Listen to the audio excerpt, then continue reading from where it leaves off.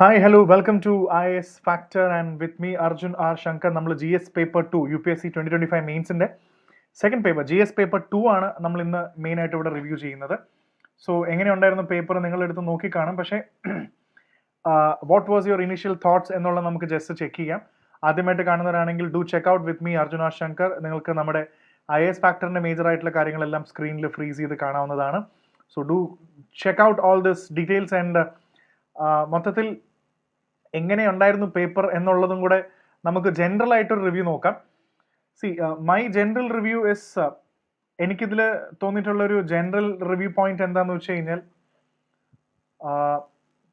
Strong ആയിട്ട് തോന്നിയൊരു കാര്യമാണ്. അതായത് നമ്മൾ പ്രിപ്പയർ ചെയ്ത് നമ്മൾ സാധാരണ GS1 ഇന്നലത്തെ പേപ്പർ വളരെ എളുപ്പമായിട്ട് തോന്നി. കുറച്ചുകൂടെ സിമ്പിൾ ഡയറക്റ്റ് ക്വസ്റ്റ്യൻസ് ആണ്. ഞാൻ പറഞ്ഞു the nature of the questions they were much more shorter questions, വളരെ ഡയറക്റ്റ് ക്വസ്റ്റ്യൻസ് ആയിരുന്നു. പക്ഷേ ഇവിടെ as usual GS paper 2 questions have again become lengthy. നമ്മളപ്പോൾ ചെറിയ ക്വസ്റ്റ്യൻസ് മാത്രം എഴുതി പഠിച്ച് വാട്ട് ഈസ് ദിസ് എന്നുള്ളതിനപ്പുറത്തേക്ക് the questions have already become lengthy.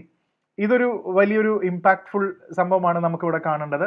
And കുറച്ചുകൂടെ ഇതിൻ്റെ ലെവൽ, ക്വസ്റ്റ്യൻസ് സിമ്പിൾ ആണെങ്കിലും ഇതിൻ്റെ ലെവല് കുറച്ചുകൂടെ ഹൈ ആയിട്ട് എനിക്ക് തോന്നി.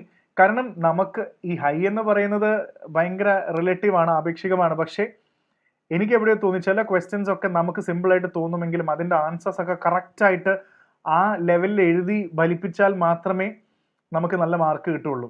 സോ അതുകൊണ്ട് തന്നെ I would rate it as a first പേപ്പറിനെ വെച്ച് നോക്കുമ്പോൾ അത്യാവശ്യം എൻ്റെ അഭിപ്രായത്തിൽ this is a very nice paper. ഇങ്ങനെയൊക്കെ ചോദിച്ചാലേ ശരിക്കുള്ള ആസ്പിറൻസിനെ നമുക്ക് നല്ല ആസ്പിറൻസിനെ കണ്ടുപിടിക്കാൻ പറ്റുള്ളൂ. അല്ലാതെ what is tsunami, what are the consequences എന്നൊക്കെ ചോദിച്ചു കഴിഞ്ഞാൽ എല്ലാവർക്കും ഒരേപോലെ എഴുതാൻ പറ്റും. ബട്ട് ദിസ് പേപ്പർ ഡെഫിനറ്റ്ലി നല്ലവണ്ണം പഠിച്ച ആൾക്കാർക്ക് you can make that cut. That's very obvious. Okay, അപ്പോൾ ഇതാണ് എൻ്റെ ജനറൽ ഫീഡ്ബാക്ക്. അപ്പോൾ ഞാൻ ആസ് യൂഷ്വൽ ക്വസ്റ്റ്യൻസിനെല്ലാം ക്ലാസിഫൈ ചെയ്തിട്ടുണ്ട്.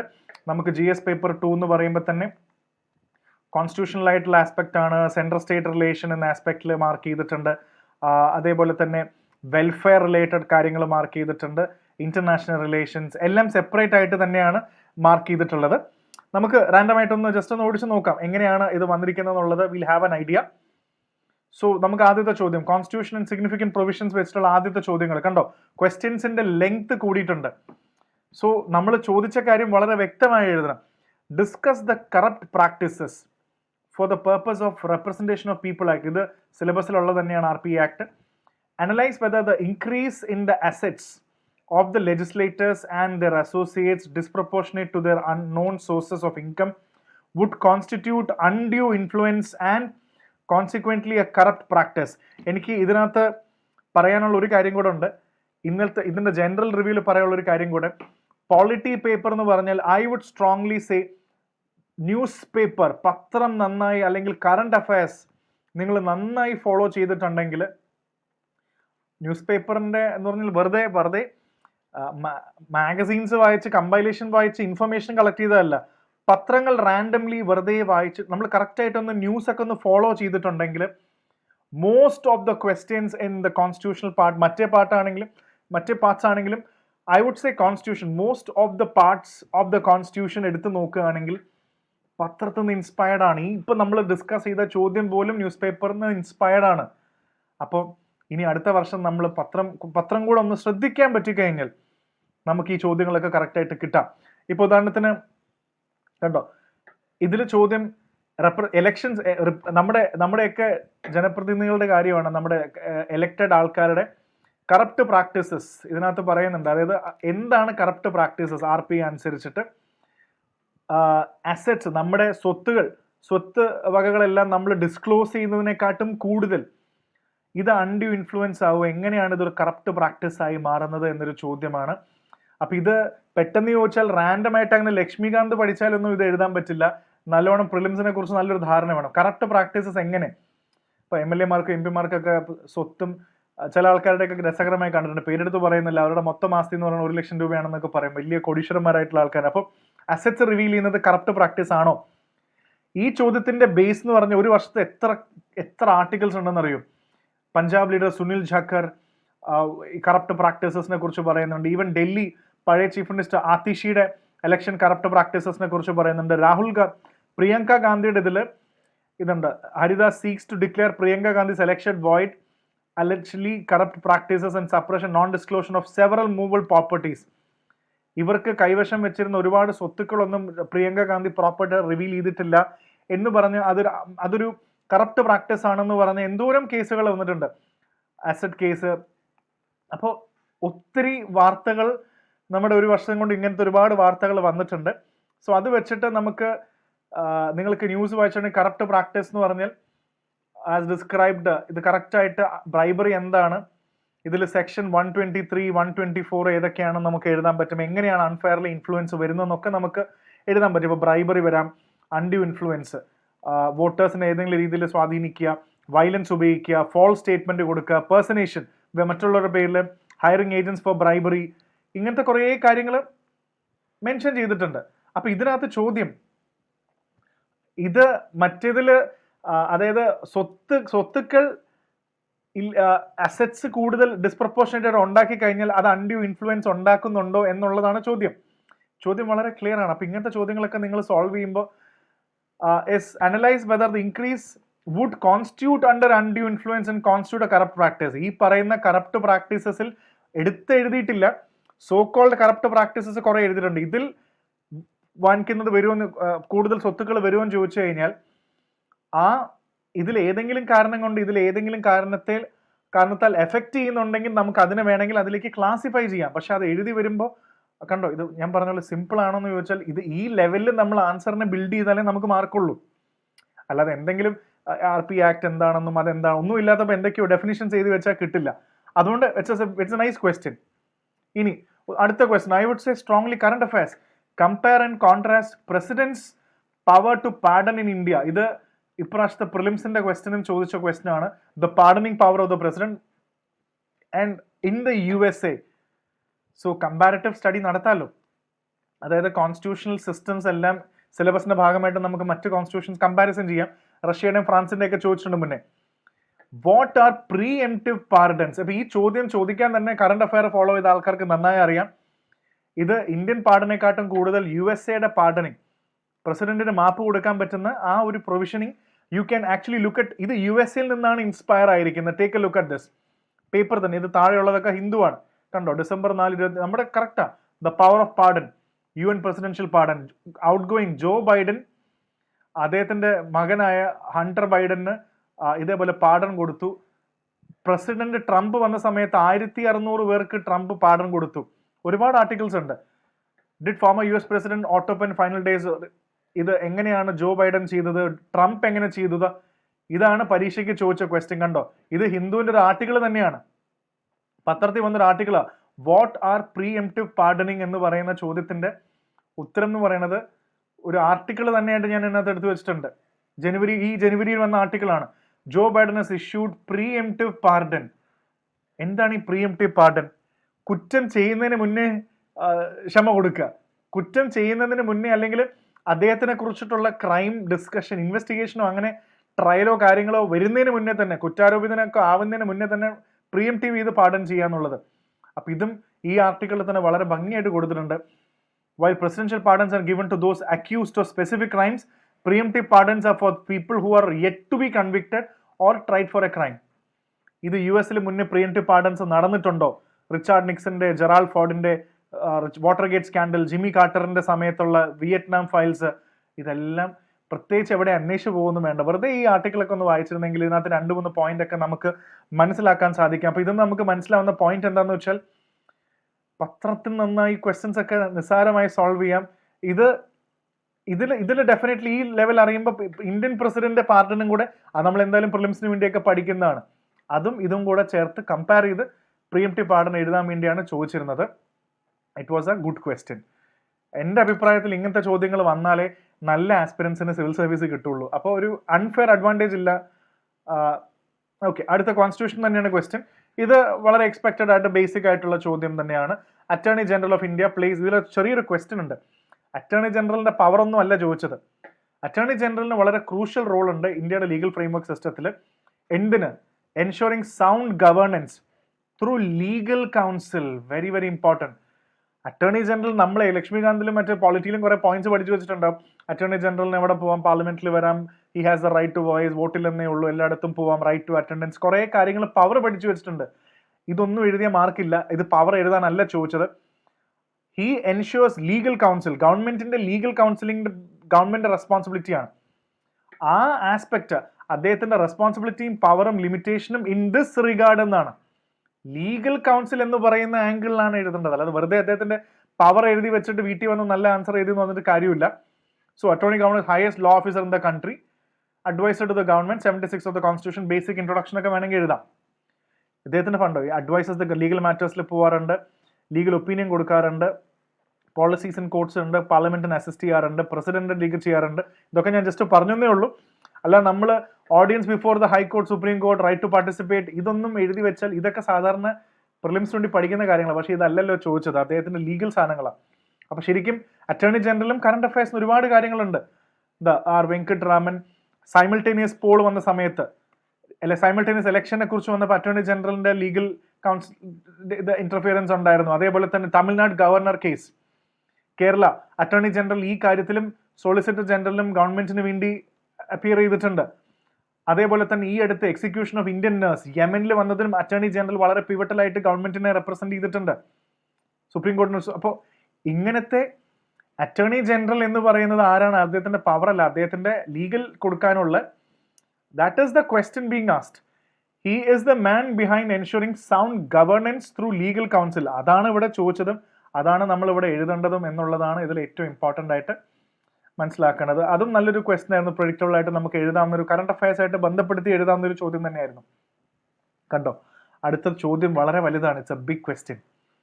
അപ്പൊ ചെറിയ വൺ വേർഡ് എന്ന് വലിയ ക്വസ്റ്റ്യൻ വന്നു തുടങ്ങിയപ്പോൾ constitutional morality is the fulcrum which acts as an essential check upon high functionaries and citizens alike. അപ്പോൾ കോൺസ്റ്റിറ്റ്യൂഷണൽ മൊറാലിറ്റി ഉള്ളതുകൊണ്ടാണ് വലിയ ആൾക്കാരും സാധാരണക്കാരെയും എല്ലാവരെയും ഒരേപോലെ ചെക്ക് ചെയ്ത് നിർത്തുന്നത്. In the view of observation of supreme court, explain the concept of എന്താണ് കോൺസ്റ്റിറ്റ്യൂഷണൽ മൊറാലിറ്റി എന്ന് എക്സ്പ്ലെയിൻ ചെയ്യണം. ഇറ്റ്സ് ആപ്ലിക്കേഷൻ, എങ്ങനെയാണ് ജുഡീഷ്യൽ ഇൻഡിപെൻഡൻസും ജുഡീഷ്യൽ അക്കൗണ്ടബിലിറ്റിയും ഇത് കോൺസ്റ്റിറ്റ്യൂഷണൽ മൊറാലിറ്റി കൊണ്ടുവരുന്നത് എന്നുള്ളതാണ് എഴുതേണ്ടത്. അപ്പോൾ എന്താണ് കോൺസ്റ്റിറ്റ്യൂഷണൽ മൊറാലിറ്റി, അതിന്റെ ആപ്ലിക്കേഷൻ എങ്ങനെയാണ് ജുഡീഷ്യൽ ഇൻഡിപെൻഡൻസും ജുഡീഷ്യൽ അക്കൗണ്ടബിലിറ്റിയും. സോ ജുഡീഷ്യൽ ആസ്പെക്റ്റിലാണ് കോൺസ്റ്റിറ്റ്യൂഷണൽ മൊറാലിറ്റിയെ കുറിച്ച് നമ്മൾ എഴുതേണ്ടത്. സോ ഫൾക്രം എന്ന് പറയുന്നത് രണ്ടും, ജുഡീഷ്യൽ ഇൻഡിപെൻഡൻസും അക്കൗണ്ടബിലിറ്റിയും, ഇൻഡിപെൻഡൻസും അതേപോലെ തന്നെ അക്കൗണ്ടബിലിറ്റിയും രണ്ട് സൈഡിൽ ബാലൻസ് ചെയ്യാൻ സാധിക്കുന്നുണ്ട്. That is the important part.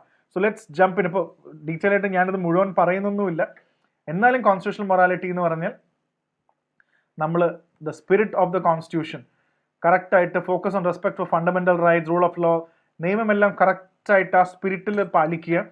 Restrain both the ഗവൺമെന്റിനെയും ഇൻഡിവിജ്വൽസിനെയും എല്ലാം, ഇൻക്ലൂഡിങ് ആർബിട്രറി ആൻഡ് അൺകോൺസ്റ്റിറ്റ്യൂഷണൽ കണ്ടക്റ്റിനെതിരെ. ഇതൊരു എത്തിക്കൽ ലീഗൽ കോമ്പസ് ആണ്, എങ്ങനെ വേണം എന്നുള്ള ഒരു നമ്മുടെ വാല്യൂസ് ഒക്കെ ഉള്ളതാണ് കോൺസ്റ്റിറ്റ്യൂഷണൽ മൊറാലിറ്റി എന്ന് പറയുന്നത്. Core principle, spirit of the constitution, ഇന്നത് ചെയ്താൽ ഇത് അൺകോൺസ്റ്റിറ്റ്യൂഷണൽ ആണ്, ഇതേ ചെയ്യാവൂ. It's a moral compass. അപ്പൊ ഇത് ജുഡീഷ്യറിയുടെ കോണ്ടെക്സ്റ്റിൽ ഇപ്പം കോൺസ്റ്റിറ്റ്യൂഷണൽ മൊറാലിറ്റി എന്ന് പറഞ്ഞ ജുഡീഷ്യൽ ഫ്രീഡം, ജഡ്ജിമാർക്ക് എക്സ്റ്റേണൽ പ്രഷേഴ്സോ അൺഡ്യൂ ഇൻഫ്ലുവൻസോ കൊയേഷനെതിരെ വർക്ക് ചെയ്യാറുണ്ട്. Judges must decide cases based on constitutional values. ആ നമ്മുടെ പേഴ്സണൽ ബയസ് ഒന്നും ഇല്ലാതെ വേണം ചെയ്യാൻ, അത് ചെയ്യുന്നുണ്ട്. സോ കോൺസ്റ്റിറ്റ്യൂഷണൽ മൊറാലിറ്റിയിൽ അക്കൗണ്ടബിലിറ്റിയും കൊണ്ടുവരുന്നുണ്ട്. അതെങ്ങനെ നമുക്ക് എക്സാമ്പിൾസ് തന്നെ കറണ്ട് അഫയേഴ്സ് എന്ന് വേണമെങ്കിൽ എക്സാമ്പിൾ കൊണ്ടുവയ്ക്കാം. റീസെന്റ് നടന്ന കേസ് ഉണ്ട് കറണ്ട് അഫയേഴ്സിൽ, അതായത് RTI കൊളീജിയം സിസ്റ്റം, ജഡ്ജിമാരുടെ ഇൻഫർമേഷൻ RTI ത്രൂ ചോദിച്ചു, വിവരാവകാശം ചോദിച്ചു, കോളേജിയത്തിൽ നടക്കുന്ന കാര്യങ്ങളും. സുപ്രീം കോടതി പറഞ്ഞു office of the chief justice of India is public authority under RTI act. Information തരാം. certain information to the judiciary including collegium decisions can be disclosed under RTI, but ചില എക്സെപ്ഷൻസ് ഉണ്ട്, എല്ലാം അങ്ങനെ കൊടുക്കാൻ പറ്റില്ല. അപ്പോൾ ഒരു ജുഡീഷ്യൽ ഇൻഡിപെൻഡൻസ് ഉണ്ട് നമുക്ക്. നമ്മൾ ജുഡീഷ്യറി സിസ്റ്റമാണ്, നിങ്ങൾ എന്ത് ചോദിച്ചാലും ഞങ്ങൾ ജഡ്ജിമാരെല്ലാം പറയണം നിർബന്ധമൊന്നുമില്ല. അപ്പോൾ കോൺസ്റ്റിറ്റ്യൂഷൻ ഇത്തരം എക്സാമ്പിൾസ് ഒക്കെ ആഡ് ചെയ്താൽ, സോ കോർട്ട് പറഞ്ഞത് ട്രാൻസ്പാരൻസി വേഴ്സസ് ജുഡീഷ്യൽ ഇൻഡിപെൻഡൻസ് ആണ്. RTI തരാം, പക്ഷെ ചില കാര്യങ്ങൾ റിവീൽ ചെയ്യാൻ പറ്റില്ല, അത് പിന്നീട് വളരെ ദോഷകരമായി ബാധിക്കും എന്നുള്ളൊരു ആംഗിളും കൂടെ ജുഡീഷ്യൽ ഇൻഡിപെൻഡൻസിന്റെ കാര്യത്തിൽ. അതേപോലെ ജുഡീഷ്യൽ അക്കൗണ്ടബിലിറ്റി ഉണ്ട്. ഇംപീച്ച്മെന്റ്, ഈ അടുത്തൊരു ജഡ്ജിനെതിരെ ഇംപീച്ച്മെന്റ് മോഷൻ വന്നു അലഹാബാദ് ഹൈക്കോർട്ടിൽ. ജുഡീഷ്യൽ ഇൻഡിപെൻഡൻസ് എന്ന് പറഞ്ഞാൽ ജഡ്ജിനെ പ്രൊട്ടക്ട് ചെയ്യാന്നുള്ളതാണ്. പക്ഷേ കോൺസ്റ്റിറ്റ്യൂഷണൽ മൊറാലിറ്റി അനുസരിച്ച് ജഡ്ജിമാർ തെറ്റ് ചെയ്താൽ പോലും അക്കൗണ്ടബിൾ ആണ്. ജുഡീഷ്യറി ആയതുകൊണ്ട് എന്തും ചെയ്യാൻ പറ്റുന്നില്ലല്ലോ. അതുകൊണ്ട് judges are subject to rigorous standards and can be held accountable through parliamentary process and code of judicial conduct. അപ്പോൾ ഒരേ സമയത്ത് ജുഡീഷ്യൽ ഇൻഡിപെൻഡൻസ് ഉണ്ട്, ജഡ്ജിമാരെ എല്ലാം വിട്ടുതരാൻ പറ്റത്തില്ലെങ്കിലും ഇതുകൊണ്ട് അക്കൗണ്ടബിലിറ്റി ഉണ്ട്. അപ്പോൾ ശരിക്കും പറഞ്ഞ ആൻസറിൽ എന്താണ് കോൺസ്റ്റിറ്റ്യൂഷൻ മൊറാലിറ്റി, ഇതേപോലെ നിങ്ങൾക്ക് ഏത് കേസ് വേണോ എഴുതോട്ടെ. ഞാൻ ജസ്റ്റ് കറണ്ട് അഫയറിൽ 2 കേസ് എടുത്ത് എഴുതിയേ ഉള്ളൂ. ഇതേപോലെ നല്ല പെർസ്പെക്റ്റീവിൽ കൊണ്ടുവരാൻ പറ്റിക്കഴിഞ്ഞാൽ ആൻസർ നന്നായിരിക്കും. ആൻഡ് അഗെയിൻ അടുത്തതും എല്ലാ ക്വസ്റ്റ്യൻസ് ഇച്ചിരി വലുതാണ്. Indian constitution has conferred the amending power on the ordinary legislative institution. ഇതൊരു ബേസിക് നമുക്ക് എഴുതാവുന്ന ഒരു ചോദ്യം തന്നെയാണ്.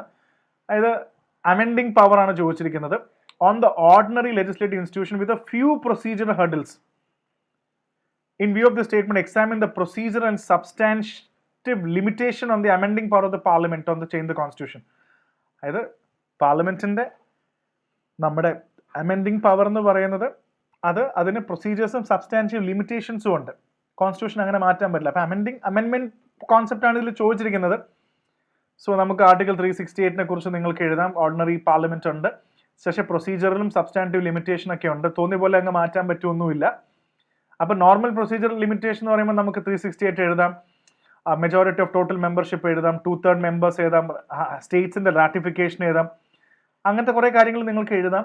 അതേപോലെ തന്നെ സബ്സ്റ്റാൻറ്റീവ് ലിമിറ്റേഷനും ഉണ്ട്. നമ്മുടെ സുപ്രീം കോർട്ടിന്റെ ബേസിക് സ്ട്രക്ചർ ഡോക്ട്രൈൻ പോലെ അതൊരു ലിമിറ്റേഷൻ തന്നെയാണ്. അങ്ങനെ എടുത്ത് മാറ്റാൻ പറ്റത്തില്ല, ബേസിക് സ്ട്രക്ചർ മാറ്റാൻ പറ്റത്തില്ല. ജുഡീഷ്യൽ റിവ്യൂ ഉണ്ട്, ഡോക്ട്രിൻ ഓഫ് സെവറബിലിറ്റി, അതായത് വലിയൊരു സാധനം ഉണ്ട്. ഇതിൽ ഏതെങ്കിലും ഒരു സെക്ഷൻ മാറ്റുമെങ്കിൽ ആ സെക്ഷൻ മാത്രം എടുത്ത് കളയാം, സെവർ ചെയ്ത് കളയാം. അപ്പോൾ ഈ ഒരു ആംഗിളിൽ നിങ്ങൾക്ക് ഇതും എനിക്ക് തോന്നുന്നു അത്ര ഡിഫിക്കൽട്ട് ക്വസ്റ്റൻ അല്ല. നല്ലോണം പോളിറ്റി അറിയുന്ന ഒരാൾക്ക് ഇത് നന്നായി എഴുതി ഫലിപ്പിക്കാൻ പറ്റുന്ന ഒരു പേപ്പർ ക്വസ്റ്റൻ തന്നെയാണ്. That was also easy. And discuss the evolution of collegium system. ഇതും കറണ്ട് അഫയേഴ്സിൽ ഒരുപാട് ചർച്ച വരുന്ന ടോപ്പിക് തന്നെയാണ്. കഴിഞ്ഞൊരു വർഷം എനിക്ക് തോന്നുന്നു ഒരുപാട് പ്രാവശ്യം ചർച്ച ചെയ്യപ്പെട്ട ഒരു ടോപ്പിക്കാണ്. ഡിസ്കസ് ദി എവല്യൂഷൻ ഓഫ്, ഇതിനകത്ത് critically discuss the evolution of collegium system. എങ്ങനെയാണ് കൊളേജിയൻ സിസ്റ്റം വന്നത്? Critically examine the advantages and disadvantages of appointment of judges of Supreme Court of India and that of USA. അപ്പോൾ കൊളേജിയൻ system എങ്ങനെ വന്നു, ഇതെങ്ങനെ വന്നു, ഇതിൻ്റെ അഡ്വാൻറ്റേജസും ഡിസഡ്വാൻറ്റേജസും India versus USA. അപ്പോൾ US ജഡ്ജിമാരെ കുറിച്ചിട്ടും അറിയണം എന്നുള്ളതാണ് ഇതിനകത്ത് പ്രധാനപ്പെട്ട ഏറ്റവും മെയിനായിട്ടുള്ളൊരു കാര്യം. അപ്പോൾ ഇതും നോക്കിക്കഴിഞ്ഞാൽ കൊളേജിയം സിസ്റ്റം ഇങ്ങനെ പത്രങ്ങളിൽ ഇഷ്ടം പോലെ എങ്ങനെ കൊളേജിയം സിസ്റ്റം വന്നു എന്നൊക്കെ വളരെ ഇമ്പോർട്ടൻ്റ് ആണ്. അപ്പോൾ അതിൻ്റെ ഒരു എവല്യൂഷൻ നിങ്ങൾ എഴുതണം. അപ്പോൾ ഡെഫിനറ്റ്ലി നിങ്ങൾക്ക് first judges, second judges, third judges ആദ്യം എങ്ങനെയായിരുന്നു വന്നിരുന്നത്, ഗവൺമെന്റ് പ്രസിഡന്റ് പറയുന്ന പോലെ, അതായത് ഗവൺമെന്റ് പറയുന്ന പോലെ ബാക്കിയും ചീഫ് ജസ്റ്റിസ് ഓഫ് ഇന്ത്യക്ക് പ്രത്യേകിച്ച് പ്രൈമസി ഒന്നുമില്ല. രണ്ടാമത്തെ സ്ഥാനം വന്നപ്പോൾ ഗവൺമെന്റിന് പ്രത്യേകിച്ച് സംഭവമൊന്നുമില്ല, ജഡ്ജിമാരും ബാക്കിയുള്ള ആൾക്കാരുമായി. അപ്പോൾ അങ്ങനെ first judges, second judges, third ജഡ്ജസിന് ശേഷം എങ്ങനെയാണ് ജഡ്ജസിന്റെ ഇലക്ഷനും മറ്റു കാര്യങ്ങളും ഇവോൾവ് ചെയ്തത്, അതിനകത്ത് എവല്യൂഷൻ ചോദിച്ചിട്ടുണ്ട്. അങ്ങനെ തന്നെ നിങ്ങൾക്ക് എഴുതാൻ പറ്റണം. പിന്നെ ഡെഫിനറ്റ്ലി സുപ്രീം കോർട്ട് പല സുപ്രീം കോർട്ട് ജഡ്ജ്മെന്റ്സിലൂടെയാണ് വന്നത്, അല്ലാതെ ഒരു ആർട്ടിക്കിൾ അല്ല. പല രീതിയിൽ ജഡ്ജ്മെന്റുകളാണ്. അപ്പോൾ ആ ജഡ്ജ്മെന്റുകൾ, ഫസ്റ്റ് ജഡ്ജ്, ഇതൊക്കെ നിങ്ങൾക്ക് എഴുതാൻ പറ്റിക്കഴിഞ്ഞാൽ ഇറ്റ്സ് എ ഗുഡ്, നല്ലൊരു രീതിയിൽ നമുക്കത് എഴുതി എടുക്കാൻ പറ്റും. സോ പിന്നെയുള്ളത് അതിൻ്റെ കമ്പാരിസൺ ആണ്. അതായത് കമ്പാരിസൺ എന്ന് പറയുമ്പോൾ ഡെഫിനറ്റ്ലി ഇവിടെ നിങ്ങൾക്ക് ജഡ്ജിമാരുടെ അപ്പോയിൻമെന്റ് കമ്പയർ ചെയ്യാൻ പറ്റും. പോസിറ്റീവും നെഗറ്റീവും നോക്കുമ്പോൾ ഇന്ത്യൻ ജഡ്ജസും നമുക്ക് USA ജഡ്ജസും രണ്ടും രണ്ട് രീതിയിലാണ്. ഇന്ത്യയിൽ ഡെഫിനറ്റ്ലി നമ്മളൊരു കൊളേജിയം സിസ്റ്റം പോലെ ജഡ്ജിമാർ ഇതൊരു ക്ലോസ്ഡ് ചേംബർ ആണെന്ന് വിചാരിക്കുക. കുറേ ജഡ്ജിമാർ അങ്ങോട്ടും ഇങ്ങോട്ടും ഇരുന്ന് ഗവൺമെന്റിനെ വിളിച്ചു വരുത്തി ജസ്റ്റ് സീൽ ചെയ്യാൻ വേണ്ടി മാത്രമേ വിളിക്കുന്നുള്ളൂ. ബാക്കി തീരുമാനങ്ങളെല്ലാം ജഡ്ജിമാരെല്ലാം അങ്ങോട്ടും ഇങ്ങോട്ടും എടുക്കുന്നു, തീരുമാനിക്കുന്നു.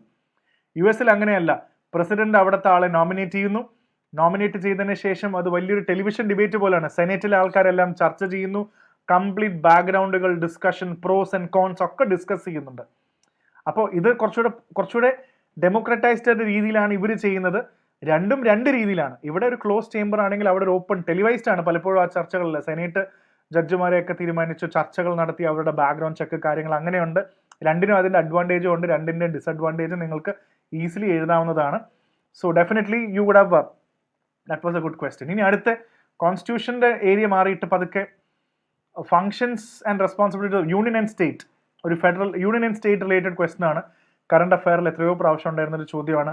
Discuss the nature of Jammu and Kashmir legislative assembly after the Jammu Kashmir reorganisation act 2019 കഴിഞ്ഞിട്ട് എന്ത് നേച്ചറാണ്? Discuss the nature of Jammu Kashmir, briefly discuss the powers and functions of the assembly. Union territory, ഇപ്പോൾ പണ്ട് കശ്മീർ ആയിരുന്നു, ഇപ്പോൾ union territory of Kashmir and union territory of Ladakh ആണ്. അപ്പൊ എന്താണ് കശ്മീരിന്റെ അസംബ്ലിയെ കുറിച്ചിട്ട്? ഇതിനെക്കുറിച്ച് എന്തോരം ആർട്ടിക്കിൾസ് ആണ് പത്രത്തിൽ ഒരു വർഷം വന്നിരിക്കുന്നത് ചോദിച്ചു കഴിഞ്ഞാൽ, what powers will the new Jammu Kashmir assembly have, Jammu Kashmir അസംബ്ലിക്ക് വേണ്ടിയുള്ള power, the future of challenges in JNK administration, parliament, ഇതിനകത്തൊക്കെ എന്തോരം ആർട്ടിക്കിൾസ് വന്നിട്ടുണ്ട്. അപ്പൊ ഇതിനകത്ത് ഇതൊരു എക്സ്പെക്ടഡ് ക്വസ്റ്റൻ ആണ്. ഒബ്വിയസ്ലി നിങ്ങൾക്ക് കശ്മീർ അസംബ്ലിയുടെ നേച്ചറും പവറും ഏകദേശം ഒരു ക്ലാരിറ്റി ഉണ്ടാവണം, ഹാവ് എൻ ഐഡിയ. അത് 2019 ശേഷമാണ് ഇത് ലഡാക്കും യൂണിയൻ ടെറിട്ടറി ആക്കി മാറ്റിയത്.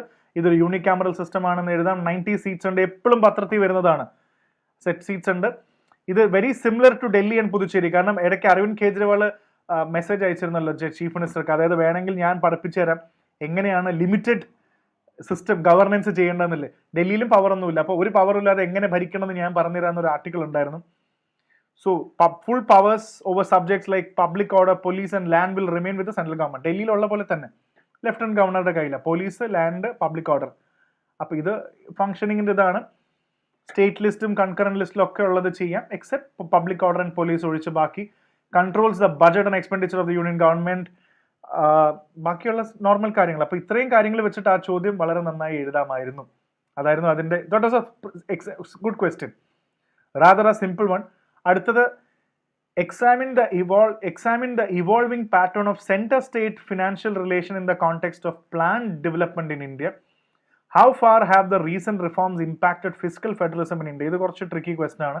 അറിയാമെങ്കിൽ നല്ല രീതിയിൽ എഴുതാം, അല്ലെങ്കിൽ നമ്മൾ എന്തെങ്കിലുമൊക്കെ എഴുതി വെച്ച് നമുക്ക് you cannot convince the question. Examine the evolving pattern of center state financial relation in the context of planned development in India. അപ്പോൾ സെൻട്രൽ സ്റ്റേറ്റ് റിലേഷൻ, അപ്പോൾ സെൻറ്റർ ഇവിടെയുണ്ട്, താഴെയുള്ള സ്റ്റേറ്റ്, ഇവിടെ ഒരുപാട് സ്റ്റേറ്റുകളുണ്ട്. അപ്പോൾ ഒബ്വിയസ്ലി എങ്ങനെയാണ് ഈ സെൻട്രൽ സ്റ്റേറ്റ് റിലേഷൻ ഇവോൾവ് ചെയ്ത് വന്നത്? ആദ്യകാലത്ത് സെൻറ്റർ തന്നെയാണ് ഡോമിനേറ്റിംഗ് പവർ ആയിരുന്നത്. പിന്നീട് നമുക്ക് പ്ലാനിംഗ് കമ്മീഷൻ പതുക്കെ വന്നു, പ്ലാനിംഗ് കമ്മീഷൻ വന്നു, ഫിനാൻസ് കമ്മീഷൻസ് വന്നു, അപ്പോഴും ഒരു സെൻട്രൽ ഡോമിനേഷൻ നിന്നു. പിന്നെ ഇപ്പോൾ how far are the recent reforms impact of physical federalism? ഇപ്പോൾ പിന്നീട് ഇപ്പോൾ നമുക്ക് GST വന്നു, GST കൗൺസിൽ വന്നു. ഇതൊക്കെ നമുക്ക് എഴുതാം, നമുക്ക് ആ ഒരു രീതിയിൽ പോയിന്റ് ആയിട്ട് എഴുതാൻ പറ്റും. പ്ലാനിംഗ് കമ്മീഷന്റെ സമയത്ത് heavily dependent on centre, finance commission versus planning കമ്മീഷന്റെ ഗ്രാൻഡുകൾ വന്നു, പിന്നെ നീതി ആയോഗ് വന്നു, ഫിനാൻഷ്യൽ കമ്മീഷന്റെ കൂടുതൽ ഡെവല്യൂഷൻ വന്നു, 14-15 കമ്മീഷനിലൊക്കെ ടാക്സ് ഡെവല്യൂഷൻ കൂടുതലാക്കി വരുന്നുണ്ട്, ഡെവല്യൂഷൻ 41-42% വരുന്നുണ്ട്. പിന്നെ ഇപ്പുറത്തെ GST വന്നു, GST കൗൺസിലിന്റെ റോള് വന്നു. പോസിറ്റീവായിട്ട് പറയാം, കോപ്പറേറ്റീവ് ഫെഡറലിസം കുറച്ചുകൂടെ ബെറ്ററായി, കുറച്ചുകൂടെ ട്രാൻസ്പെറന്റ് ബേസ് ഫോർമുലയായി, സ്റ്റേറ്റും സെൻറ്ററും തമ്മിൽ ടാക്സ് ഷെയർ ചെയ്യുന്നത് കുറച്ചുകൂടെ ബെറ്ററായി. നെഗറ്റീവ് എന്ന് പറയുമ്പോൾ കൂടുതൽ സെൻട്രലൈസേഷൻ കംപ്ലൈന്റും GST കോമ്പൻസേഷൻ ഒന്നും കിട്ടുന്നില്ല. ഇതും കറണ്ട് അഫയേഴ്സിൽ എന്തോരം വാർത്തകൾ വന്നതാണ്. Punjab demand 60,000 crore from centre, ബാക്കി state as 50,000 crore for projects Mumbai, and Siddaramaiah pushes for more tax oriented share model. ഇതെല്ലാം സ്റ്റേറ്റുകളുടെ പ്രശ്നങ്ങളാണ്. നെഗറ്റീവ് പറയുമ്പോൾ ഓവർ സെൻട്രലൈസേഷൻ വരുമ്പോൾ സ്റ്റേറ്റ് എല്ലാം സെൻട്രലിൽ ഡിപ്പെൻഡന്റ് ആണ്. അപ്പോൾ ശരിക്കും ഇതെല്ലാം ഓരോ എക്സാമ്പിൾസ് ആയിട്ട് കോട്ട് ചെയ്ത് എഴുതിയിരുന്നെങ്കിൽ കുറച്ചുകൂടെ നന്നായിരുന്നേനെന്ന് എനിക്ക് തോന്നി. അപ്പോൾ അതും കുറച്ചൊന്ന് എഴുതിയാൽ കിട്ടുന്ന ക്വസ്റ്റൻ ആണ്. പിന്നെ അടുത്ത ക്വസ്റ്റൻ, ഇതും കറണ്ട് അഫയർ ബേസ് ചെയ്ത് തന്നെ വേണമെങ്കിൽ നമുക്ക് പറയാം, അത്രയും അധികം ആർട്ടിക്കിൾസും റെഫറൻസും ഇതിലുണ്ടായിരുന്നു. Comment on the need of administrative tribunals as compared to the court system. Assess the impact of the recent tribunal reforms through rationalization of tribunals. ഈ പോർഷൻ നിങ്ങൾക്ക് അറിയില്ലെങ്കിൽ എഴുതാൻ പറ്റില്ല. റാഷണലൈസേഷൻ ഓഫ് ട്രിബ്യൂണൽസ് 2021 ട്രിബ്യൂണൽ റാഷണലൈസേഷനെ കുറിച്ച് അറിയില്ലെങ്കിൽ പാടാണ്. പക്ഷെ എന്നാലും നിങ്ങൾക്ക് മൊത്തത്തിലൊന്ന് അപ്രോച്ച് ചെയ്യാം. ഇപ്പം എന്താണ്, ഇപ്പം എല്ലാം ഇവിടെ കോടതികൾ മാത്രമല്ലല്ലോ, കോടതികളെ മാത്രം ഡിപ്പെൻഡ് ചെയ്യുന്നതിനെക്കാട്ടും നല്ലത് ഇതേപോലത്തെ ട്രിബ്യൂണലുകൾ ഉണ്ടാക്കി കഴിഞ്ഞാൽ പാരലൽ വിധികളെല്ലാം നമുക്ക് അവിടെ നിന്ന് വാങ്ങിച്ചെടുക്കാം. ഓരോരോ എക്സ്റ്റേണൽ ട്രിബ്യൂണൽസ് ഉണ്ട്, നമുക്ക് ട്രിബ്യൂണലിൽ പോയി നമുക്ക് വിധിയെടുക്കാം. കോടതികൾ മാത്രം ഡിപ്പെൻഡ് ചെയ്യേണ്ട. ഗുണം എന്താണെന്ന് വെച്ചാൽ ഇതെല്ലാം ഓരോന്നായിരിക്കും. ഇപ്പോൾ നാഷണൽ ഗ്രീൻ ട്രിബ്യൂണൽ, അവിടെ ഇരിക്കുന്ന ആൾക്കാരെന്ന് പറയുന്നത് ആ പെർട്ടിക്കുലർ നിയമത്തിന്റെ എക്സ്പേർട്സ് ആണ്. കോടതിയിൽ പലപ്പോഴും അഡ്ജുഡിക്കേഷൻ വരുന്ന സമയത്ത് കോടതിക്ക് ചിലപ്പോൾ അതിനുള്ള എന്താ പറയുക, what do you call it, actually അതിൻ്റെ ഒരു ലീഗൽ അല്ലെങ്കിൽ അതിൻ്റെ സബ്ജക്ട് സ്പെഷ്യലൈസേഷൻ ഉണ്ടാവണമെന്ന് നിർബന്ധമൊന്നുമില്ല. സോ ഇങ്ങനെ വരുമ്പോൾ ഒരുതരം കോടതിയുടെ ലോഡ് കുറയും എന്നുള്ളൊരു ആസ്പെക്റ്റിലും കൂടെ നമുക്ക് എന്തോരം ആർട്ടിക്കിൾസാണ് വന്നിരിക്കണം മാർച്ചിലൊക്കെ. Tribunals in India need to be strengthen. Supreme കോടതിന്റെ പ്രത്യേകത ഉണ്ടായിരുന്നു, കൂടുതൽ ഇത് കൊണ്ടുവരണം. ഡിസ്പ്യൂട്ട് റെസൊല്യൂഷൻ കുറച്ചുകൂടെ ബെറ്റർ ആക്കണം. Foreign tribunals disregard. Lucknow central administrative tribunal bench പുതിയത്. അപ്പം ഇങ്ങനെ കുറേ ആർട്ടിക്കിളുകളെല്ലാം ഇതിനകത്ത് വരുന്നുണ്ട്. സോ എന്താണ് അഡ്മിനിസ്ട്രേറ്റീവ് ട്രിബ്യൂണൽ എന്ന് പറഞ്ഞാൽ? ഇതൊരു ക്വാസി ജുഡീഷ്യൽ ബോഡിയാണ്. അഡ്മിനിസ്ട്രേറ്റീവ് മാറ്റേഴ്സ് സച്ച് ആസ് എന്തെങ്കിലും സ്പെഷ്യലായിട്ട് റിക്രൂട്ട്മെന്റ്, ടാക്സേഷൻ, കസ്റ്റംസ് അങ്ങനെ സ്പെഷ്യലായിട്ട് introduce under article 323 of the constitution. പാർലമെന്റിന് ഇതേപോലെ ട്രിബ്യൂണൽസ് എസ്റ്റാബ്ലിഷ് ചെയ്യാം. അപ്പം നോക്കിക്കഴിഞ്ഞാൽ കണ്ടോ, ഇപ്പോൾ central administrative tribunal CAT for government ഡിസ്പ്യൂട്ടുകൾ സോൾവ് ചെയ്യാൻ വേണ്ടി കാറ്റ് ഉപയോഗിക്കാം. കോടതി എടുത്ത് വെറുതെ പോകണമെന്നില്ല. അതേപോലെ തന്നെ ITAT income tax appellate tribunal, national green tribunal, ഇങ്ങനെ കുറേ ട്രിബ്യൂണലുകളുണ്ട്. അപ്പോൾ ഇത് കേസിലോട് കുറയും ജുഡീഷ്യറിയുടെ, പ്രത്യേകിച്ച് സ്പെഷ്യലൈസ്ഡ് ഇതും കിട്ടും. അപ്പം അത് ഒരു പ്രത്യേകമായിട്ട് ഓർക്കേണ്ട ഒരു ക്വസ്റ്റ്യൻ ആയിരുന്നു. ഇനി അടുത്ത ചോദ്യം അതൊക്കെ വെൽഫെയർ റിലേറ്റഡ് ചോദ്യങ്ങളാണ്. നമുക്കൊന്ന് എക്സ്പ്ലെയിൻ ചെയ്ത് പോവാം. Women's social capital compliments in advancing empowerment and gender equity explain. അപ്പം അതിന് വിമൻസ് സോഷ്യൽ ക്യാപിറ്റൽ എന്താണ്? Social capital compliments in advancing, എങ്ങനെ സോഷ്യൽ ക്യാപിറ്റൽ വെച്ചിട്ട് ഇതിലേക്ക് നമുക്ക് എത്താം, ജെൻഡർ എംപവർമെന്റും ജെൻഡർ ഇക്വിറ്റിയും. സോ ഇതിനകത്ത് നമുക്ക് ആദ്യം കിട്ടേണ്ട ഒരു പ്രധാന കോൺസെപ്റ്റ് എന്ന് പറയുന്നത് എന്താണ് സോഷ്യൽ ക്യാപിറ്റൽ, വിമന്റെ സോഷ്യൽ ക്യാപിറ്റൽ. ഇത് നമ്മൾ എന്തെങ്കിലും എഴുതിയിട്ട് കാര്യമില്ല. സോ വിമന്റെ സോഷ്യൽ ക്യാപിറ്റൽ എന്ന് പറഞ്ഞാൽ ഒരു വിമനുള്ള നെറ്റ്വർക്ക്, അവരുടെ നോംസ്, റിലേഷൻഷിപ്പ്, ട്രസ്റ്റ്, ആ സൊസൈറ്റിയിലും അവരുടെ ബേസിക് എന്ന് ഉദ്ദേശിക്കുന്നത് കണക്ഷൻസ്, കമ്മ്യൂണിറ്റി, സോഷ്യൽ ഗ്രൂപ്പിംഗ്, അവരുടെ ഒരു നെറ്റ്വർക്കാണ്. സ്ത്രീകൾക്ക് ഉള്ള ഒരു നെറ്റ്വർക്ക് ഉണ്ടല്ലോ, പല രീതിയിലുള്ള ഒരു നെറ്റ്വർക്ക്. ഈ നെറ്റ്വർക്ക് എങ്ങനെയാണ്, അതൊരു സോഷ്യൽ ക്യാപിറ്റലാണ്. അത് എംപവർമെന്റും ജെൻഡർ ഇക്വിറ്റിയിലേക്ക് എങ്ങനെ കൊണ്ടുവരാമെന്നുള്ളത് ഒരുപാട് എക്സാമ്പിൾസിലൂടെ നമുക്ക് എഴുതാൻ പറ്റേണ്ടതാണ്. ഇതെല്ലാം ഈ വെൽഫെയറിന്റെ ക്വസ്റ്റ്യൻസിന്റെ പ്രത്യേകത എന്ന് പറഞ്ഞാൽ it depends upon how you write it. നമ്മളത് എങ്ങനെ എഴുതി കൺവിൻസ് ചെയ്യുന്നു എന്നുള്ളത് it plays a very big role. അത് പ്രത്യേകം ഓർക്ക്. And then welfare scheme governance and social ജസ്റ്റിസിൽ അടുത്ത ചോദ്യം, ഈ governance projects have built in bias towards technology and back and integration and user centric design. ഇത് ആക്ച്വലി നല്ലൊരു ചോദ്യമാണ്. അതായത് നമ്മുടെ ഈ ഗവർണൻസിന്റെ കാലത്ത് നമുക്ക് രണ്ട് കാര്യങ്ങൾ, നമ്മളൊരു യൂസർ കാണുന്ന ഒരു ആപ്പോ അല്ലെങ്കിൽ ഒരു വെബ്സൈറ്റോ ആണെന്ന് വിചാരിക്കുക ഗവൺമെന്റിന്റെ. ഇതിന്റെ ബാക്ക് എൻഡ് എന്ന് പറയുന്നത് ഇതിനകത്ത് കുറേ പ്രോഗ്രാമിംഗ് ഉണ്ട്, ഇതിന്റെ ഡാഷ്ബോർഡ് ഉണ്ട്, ഇതിന്റെ കൺട്രോൾസ് കാര്യങ്ങളെല്ലാം ഉണ്ട്. അപ്പോൾ പലപ്പോഴും സംഭവിക്കുന്നത് എന്താണെന്ന് വെച്ചാൽ നമ്മൾ ഈ ബാക്ക് എൻഡ്, അതായത് ഒരു സിമ്പിൾ എക്സാമ്പിൾ, അതായത് ഒരാൾക്കാർക്ക് ഓൺലൈനിൽ കയറി ഒരു ആപ്ലിക്കേഷൻ കൊടുക്കണം. ഉദാഹരണത്തിന് എനിക്ക് ടാക്സ് അടയ്ക്കണം. ഈ ആപ്പിൽ കയറി നമുക്ക് ഡീറ്റെയിൽസ് അടച്ചാൽ നമുക്ക് ടാക്സ് ഒക്കെ അടച്ച് നമുക്ക് സർട്ടിഫിക്കറ്റ് അവിടെ നിന്ന് തന്നെ ഡൗൺലോഡ് ചെയ്യാം എന്ന് പറഞ്ഞൊരു സോഫ്റ്റ്വെയർ ഉണ്ടെന്ന് വിചാരിക്കുക. അപ്പോൾ ഇത് നമ്മൾ കാണുന്നത് ഈ ആപ്പാണ്, ഉപയോഗിക്കുന്ന ആപ്പ്.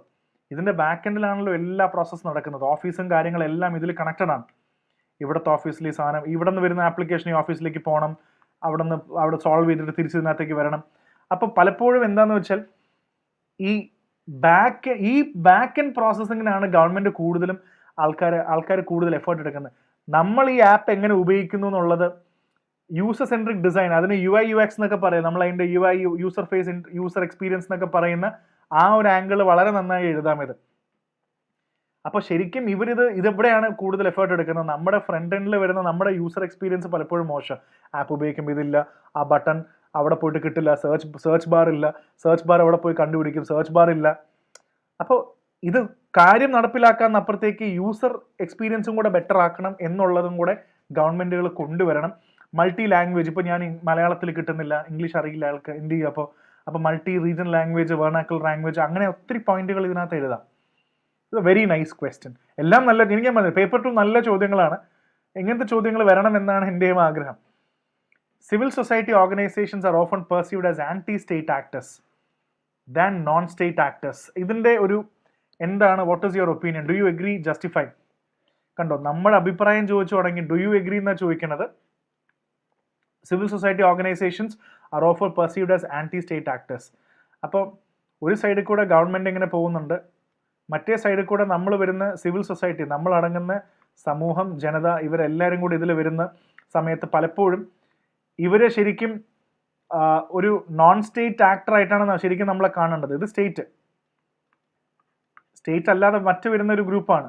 അപ്പോൾ ഇവരെ ശരിക്കും നമ്മൾ സ്റ്റേറ്റ് അല്ലാത്ത മെയിൻ ആൾക്കാരായിട്ട് നമ്മൾ കാണണം. പക്ഷെ പലപ്പോഴും ഗവൺമെൻറ്റും ആൾക്കാരും ഇവരെ ആൻറ്റി സ്റ്റേറ്റ് ആയിട്ടാണ് കാണുന്നത്. കാരണം ഇവരെപ്പോഴും ചോദ്യം ചെയ്യും, ഇവരെപ്പോഴും സ്റ്റേറ്റിനെതിരെ പ്രഷർ ചെയ്യുന്നതാണ് പറയുന്നത്. ഇവർ പ്രശ്നം ഉണ്ടാക്കും, ഒരു ചോദ്യങ്ങൾ ചോദിക്കും. അപ്പോൾ പലപ്പോഴും ഇത് ശരിയാണോ എന്നാണ് നിങ്ങളുടെ അഭിപ്രായമാണ് ചോദിക്കുന്നത്. നിങ്ങളുടെ അഭിപ്രായം നിങ്ങൾക്ക് എഴുതാം. ഡു യു എഗ്രി എന്നാണ് ചോദിക്കുന്നത്. ഇവർ നോൺ സ്റ്റേറ്റ് ആക്ടറിന് പകരം ഇവർ ആൻറ്റി സ്റ്റേറ്റ് ആക്ടറായിട്ട് കാണപ്പെടുന്നുണ്ടോ നമ്മുടെ സിസ്റ്റത്തിനകത്ത്? നിങ്ങൾക്ക് ഉത്തരം പറയാവുന്നതാണ്. അപ്പോൾ പലപ്പോഴും നമ്മൾ കണ്ടിട്ടുണ്ട് ഒരുപാട് ഇതേപോലെ ഗ്രൂപ്പുകളുണ്ട്, എൻവയോൺമെൻറ്റൽ ആക്ടിവിസ്റ്റുകളും ക്ലൈമറ്റ് പ്രൊട്ടസ്റ്റുകളും കോവിഡ് റിലീഫ് അവയർനെസ് നടത്തിയ ഗ്രൂപ്പുകളുണ്ട്, RTI ആക്ടിവിസം, വിസിൽ ബ്ലോവേഴ്സ് ഉണ്ട്, അതേപോലെ ഫാർമർ പ്രൊട്ടസ്റ്റുകളുണ്ട്. ഈ വർഷം കഴിഞ്ഞ വർഷമൊക്കെ നടന്ന് ഇങ്ങനെ ഒത്തിരി ആൾക്കാരുണ്ട്. ഇവരെയൊക്കെ നോൺ സ്റ്റേറ്റ് ആക്ടറായിട്ട്, പക്ഷേ ഇവരൊക്കെ ചോദ്യങ്ങൾ ചോദിച്ച് പ്രശ്നങ്ങൾ പറയുന്നതുകൊണ്ട് ഇവരെ എല്ലാം ആൻറ്റി സ്റ്റേറ്റ് ആയിട്ടാണ് ഗവൺമെൻറ് കാണുന്നത് എന്ന് നിങ്ങൾക്ക് തോന്നുന്നുണ്ടോ എന്നുള്ളത് നിങ്ങളുടെ അഭിപ്രായം, ജസ്റ്റിഫിക്കേഷൻ നിങ്ങൾക്ക് എഴുതാം. പക്ഷേ ഈ ഒരു ആംഗിളിൽ വേണം അത് വരാം. This is also a very reasonable question. Next is regarding the what are എൻവയോൺമെന്റൽ പ്രഷർ ഗ്രൂപ്പ്സ്. അതെന്താണ്? Discuss their role in raising awareness, influencing policies and advocating for എൻവയോൺമെന്റൽ പ്രൊട്ടക്ഷൻ. ഇതൊരു സിമ്പിൾ ക്വസ്റ്റൻ ആണ്. എന്താണ്? നമ്മൾ പ്രഷർ ഗ്രൂപ്പ്സ് എന്തായാലും കേട്ടിട്ടുണ്ട്, ഇതെല്ലാം സിലബസിലുള്ളത് തന്നെയാണ്. എന്താണ് എൻവയോൺമെന്റൽ പ്രഷർ ഗ്രൂപ്പ്സ് എന്ന് ചോദിച്ചിട്ടുണ്ട്. സ്വാഭാവികമായിട്ടും എൻവയോൺമെന്റ് കാര്യങ്ങളിൽ പ്രഷർ ചെലുത്താൻ സാധിക്കുന്ന അല്ലെങ്കിൽ കപ്പാസിറ്റി ഉള്ള ഓർഗനൈസേഷൻസ് ആണ് അവർ. That is what it means. അപ്പോൾ അവരെങ്ങനെയാണ് അവയർനെസ് കൊടുക്കുന്നത്, ഇൻഫ്ലുവൻസ് ചെയ്യുന്നത്, പ്രൊട്ടക്ട് ചെയ്യുന്നത് എന്നുള്ളതൊക്കെ വളരെ ഡീറ്റെയിൽ ആയിട്ട് അങ്ങ് എഴുതി കഴിഞ്ഞാൽ 250 വേർഡ്സ് ആണ്, 3 പേജാണ്. വളരെ ഭംഗിയായിട്ട് എങ്ങനെയാണ് അവർ പോളിസി ഇൻഫ്ലുവൻസ് ചെയ്യുന്നത്, പ്രൊട്ടക്ഷൻ ഇൻഫ്ലുവൻസ് ചെയ്യുന്നത്, അവയർനെസ് കൊടുക്കുന്നത് എന്നുള്ളതെല്ലാം എഴുതി കഴിഞ്ഞാൽ ഇറ്റ്സ് ഗുഡ്. ഇപ്പം നമുക്ക് ഉദാഹരണത്തിന് ഇന്ത്യ നോക്കുകയാണെങ്കിൽ ഗ്രീൻ പീസ് ഉണ്ട്, CSC centre for science and environment ഉണ്ട്, BNHS ഉണ്ട്, ബോംബെ നാച്ചുറൽ ഹിസ്റ്ററി, അതേപോലെ തന്നെ ചിപ്കോ മൂവ്മെന്റ് ഉണ്ട്, Narmada Bachao, plastics ban movement ഉണ്ട് മഹാരാഷ്ട്രയിലെ, WWF ഇന്ത്യ ഉണ്ട്, TERI is very good, the energy resource institute of India. ഇവരെല്ലാം പല രീതിയിൽ നമ്മൾ എൻവയോൺമെന്റ്, അപ്പോൾ ഇതെല്ലാം ഒരു തരത്തിൽ എൻവയോൺമെന്റൽ പ്രഷർ ഗ്രൂപ്പ്സ് ആണ്. Who put impact, who creates impact and put pressures on various policies. അപ്പോൾ അത് വളരെ ഭംഗിയായിട്ട് ഇതെല്ലാം എങ്ങനെ ചെയ്യുന്നു എന്ന് എഴുതി കഴിഞ്ഞാൽ ഇറ്റ്സ് ഗുഡ്. ആൻഡ് അടുത്ത ചോദ്യം, inequality in the ownership pattern of the resources is one of the major causes of poverty. Poverty 2ലും ഉണ്ട്, 1ലും 2ലും ഉണ്ട്, പേപ്പർ 2ലും ഉണ്ട്. Discuss the context of paradox of poverty. ഇത് നല്ല ഒരു കാര്യമാണ്, അറിയാമെങ്കിൽ നല്ല രീതിയിൽ നമുക്ക് എഴുതി മാർക്ക് വാങ്ങിക്കാം. അതായത് inequality in the ownership of resources എന്ന് പറഞ്ഞാൽ ലാൻഡ് മാത്രമല്ലല്ലോ, പല ടൈപ്പ് ഓഫ് റിസോഴ്സസ് എന്ന് മാത്രമേ പറഞ്ഞിട്ടുള്ളൂ. ലാൻഡ് ആകാം, നമ്മൾ മനുഷ്യരിൽ പല റിസോഴ്സസ് ഉള്ളതിൽ തന്നെ ഇതിലെല്ലാം rich, middle class, lower class, lower middle class എന്ന് പറയുന്ന പല കാറ്റഗറി ഓഫ് ആൾക്കാരുണ്ട്. എല്ലാവരുടെ കയ്യിലും ഓണർഷിപ്പ് ഒരേപോലെ അല്ല, അതുകൊണ്ട് സ്വാഭാവികമായിട്ട് പോവർട്ടി വരും. അപ്പോൾ അത് നമുക്ക് എങ്ങനെ ചെയ്യാം എന്നുള്ളത്, സോ ലാൻഡ് വരാം, ക്യാപിറ്റൽ, എഡ്യൂക്കേഷൻ, ടെക്നോളജി, ഇതെല്ലാം ഇനീക്വാലിറ്റിയാണ്. റിസോഴ്സസ് എന്ന് പറയുമ്പോൾ ലാൻഡ് മാത്രം കാണരുത്, ക്യാപിറ്റൽ ആവാം, എഡ്യൂക്കേഷൻ, എന്ത് വേണോ ആവാം, ഇതെല്ലാം പോവർട്ടിയിലേക്ക് ലീഡ് ചെയ്യും. പാരഡോക്സ് ഓഫ് പോവർട്ടി എന്ന് പറഞ്ഞാൽ എന്താണ്? ഈ നാട്ടിൽ ഒരുപാട് റിസോഴ്സസ് ഉണ്ട്, പക്ഷെ അവിടെ തന്നെയാണ് ഏറ്റവും കൂടുതൽ ആൾക്കാർ പട്ടിണി കിടക്കുന്നത്. So that is a paradox. The economic ഗ്രോത്തും അവൈലബിൾ ആയിട്ട് റിസോഴ്സ് ഒക്കെ ഭയങ്കര ഹൈ ആണ്, ഭയങ്കര ട്രില്യൺ എക്കോണമിയാണ്, പക്ഷെ എപ്പോഴും ദാരിദ്ര്യം ഏറ്റവും കൂടുതലുള്ള സ്ഥലം അവിടെയാണ്. That is a paradox. ഒരു തരം ഐറണിയാണത്. അത് resources may exist abundantly but remain inaccessible to. പാവപ്പെട്ടവൻ അത് കിട്ടില്ല, എല്ലാം അവിടെ ഉണ്ട്, പക്ഷെ അത് പാവപ്പെട്ടവന് ആക്സസിബിൾ അല്ല. സോ ഈ ഒരു കോണ്ടെക്സ്റ്റിലൊക്കെ എങ്ങനെയാണ് ഇതൊക്കെ ഉള്ളത്, പാരഡോക്സ് ഓഫ് പോവർട്ടി ഒക്കെ എന്താണ് ഒക്കെ നമുക്ക് എക്സ്പ്ലെയിൻ ചെയ്യാം. What you mean by that? ഇതൊരു സത്യമല്ലേ, പല സ്ഥലത്തും you have this paradox of poverty, അത് you can actually bring in that perspective. അപ്പോൾ അത് അടുത്തൊരു ചോദ്യം. ഇനി അടുത്ത വെൽഫെയറിലുള്ള ചോദ്യം, ഇൻ കണ്ടംപററി, ഇതും ഒരു ട്രിക്കി ക്വസ്റ്റൻ ആണ്, വളരെ ശ്രദ്ധിച്ച് ചെയ്യേണ്ടതാണ്. In contemporary development models, decision making and problem solving, ഇതൊക്കെ ശരിക്കും പബ്ലിക് അഡ്മിനിസ്ട്രേഷൻ്റെ പബാഡ് ക്വസ്റ്റ്യൻസ് ആണ് ശരിക്കും. Are not located close to the source of information and execution, defeating the objective of development, critically evaluate എന്നാണ് ചോദ്യം ഇതിൽ കിടക്കുന്നത്. അതായത് ബേസിക്കലി ഇത്രയേ ഉള്ളൂ. നമ്മൾ പലതരം ഓഫീസുകളൊക്കെ പറയത്തില്ല, അതായത് നമ്മൾ വേണമെങ്കിൽ പലതരം ഒരു ഓഫീസ് സിസ്റ്റം ഒക്കെ പറയുകയാണെങ്കിൽ, do I have a page to write, 1 second. ഇത് കുറച്ചുകൂടെ ഞാൻ വേണമെങ്കിൽ ഒരു പടം പോലെ വളരെ സിമ്പിളായിട്ട് നമുക്കിതിനെ ഒന്ന് നറേറ്റ് ചെയ്യാൻ പറ്റും. അതായത് ഇതാണ് അതിൻ്റെ ടോപ്പ് ഓഫീസുകൾ, ഇതതിൻ്റെ മിഡിൽ ഓഫീസുകൾ, ഇത് താഴേക്കിടയിലുള്ള ഗ്രൗണ്ട്, ഇവിടെയാണ് ഇത് താഴത്തുള്ള ഗ്രൗണ്ട് ഓഫീസ്, ഇതാണ് ടോപ്പ് ഓഫീസസ്, ഇത് സെക്കൻഡ് ഓഫീസ്, ഇത് തേർഡ് ഗ്രൗണ്ട് ഓഫീസ്. ഇവിടെയാണ് സ്റ്റാഫുകളും കാര്യങ്ങളും എല്ലാം ഉള്ളത്. So this is the source of information execution. ഇവിടെയാണ് എല്ലാം ഇംപ്ലിമെന്റ് ചെയ്യപ്പെടേണ്ടത്. പക്ഷേ നമ്മൾ ഈ പോളിസി ഇംപ്ലിമെന്റ് ചെയ്യപ്പെടേണ്ടതെല്ലാം ചർച്ച ചെയ്യുന്നത് അങ്ങ് ടോപ്പ് ഓഫീസുകളിലാണ്. അതായത് ഡിസിഷൻ മേക്കിങ്ങും പ്രോബ്ലം സോൾവിങ്ങും ഇവർ എന്ത് ചെയ്യണം എന്നെല്ലാം ചർച്ചകൾ ചെയ്യുന്നതെല്ലാം അവിടെയാണ്. പലപ്പോഴും ഈ ഗ്രൗണ്ട് റിയാലിറ്റി, ഇവിടെ നിന്നുള്ള ഇൻഫർമേഷൻ, ഇവിടെയുള്ള പബ്ലിക് പൾസ്, ഗ്രൗണ്ട് റിയാലിറ്റി ഒന്നും ഇവിടേക്ക് എത്തുന്നില്ല, മുകളിലേക്ക് എത്തുന്നില്ല. അപ്പോൾ സ്വാഭാവികമായിട്ടും you have A cut off. ഇവിടുന്ന് തിയറി ഉണ്ടാക്കുന്ന പോലെ അല്ല ഇവിടെ ഇംപ്ലിമെന്റ് ചെയ്യുന്നത്. അപ്പോൾ പലപ്പോഴും ക്രിട്ടിക്കൽ ഈവലായിട്ട് ഈ അപ്പോൾ വേണ്ട സാധനം ഇത്. അപ്പോൾ അതിൻ്റെ അർത്ഥം എല്ലാം താഴെ ഉണ്ടാക്കണം എന്നല്ല, മുകളിൽ നിന്ന് തന്നെ ഉണ്ടാക്കുന്ന സമയത്ത് ഇവിടുത്തെ ഫീഡ്ബാക്ക് സിസ്റ്റം കൂടെ മുകളിലേക്ക് പോയതിൻ്റെ ബേസിസിൽ ഡിസിഷൻ മേക്കിങ്ങും പ്രോബ്ലം സോൾവിങ്ങും വന്നാൽ മാത്രമേ ഇവിടുത്തെ ഡെവലപ്മെന്റ് മോഡൽസ് ബെറ്റർ ആവുള്ളൂ. ഡിഫീറ്റിംഗ് ദ ഒബ്ജക്ട്, ഡെവലപ്മെന്റിന്റെ പർപ്പസ് ഡിഫീറ്റ് ആവും. വെറുതെ പോളിസി ഉണ്ടാക്കി ഇവിടെ ഈ പോളിസി ഒന്നും ഇവിടെ ഇംപ്ലിമെന്റ് ചെയ്യാനേ പറ്റുണ്ടാവില്ല. കാരണം ഗ്രൗണ്ട് റിയാലിറ്റി ഇതൊന്നുമല്ല. പക്ഷെ ഓർഡർ ഇറക്കി അത് ചെയ്തല്ലേ പറ്റുള്ളൂ. സോ വെറുതെ ആയിപ്പോയി.